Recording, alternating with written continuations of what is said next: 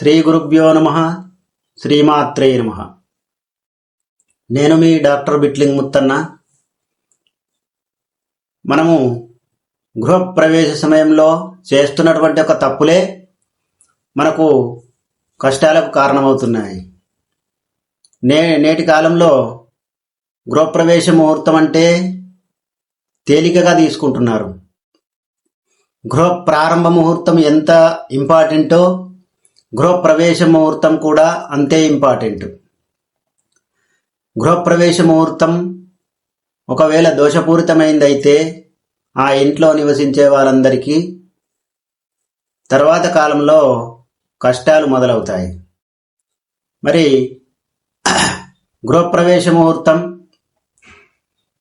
సరి అయినటువంటి పండితుని ఎంచుకొని మంచి ముహూర్తంలో గనక మనం గృహప్రవేశం చేసినట్లయితే ఆ ఇంట్లో సుఖశాంతులు సౌభాగ్యాలు చేకూరుతాయి.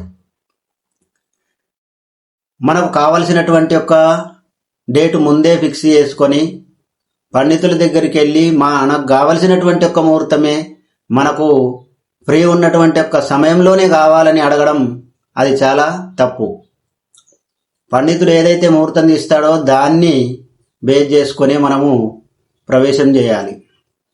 దయచేసి ముహూర్త విషయంలో చాలా కేర్ఫుల్గా ఉండి చక్కగా మంచి పండితుని ఎంచుకొని దోషం లేనటువంటి ఒక్క ముహూర్తంలో గృహప్రవేశం చేసినట్లయితే ఆ గృహంలో సుఖశాంతులు ఎల్లవేళలా కలుగుతాయి. స్వస్తి.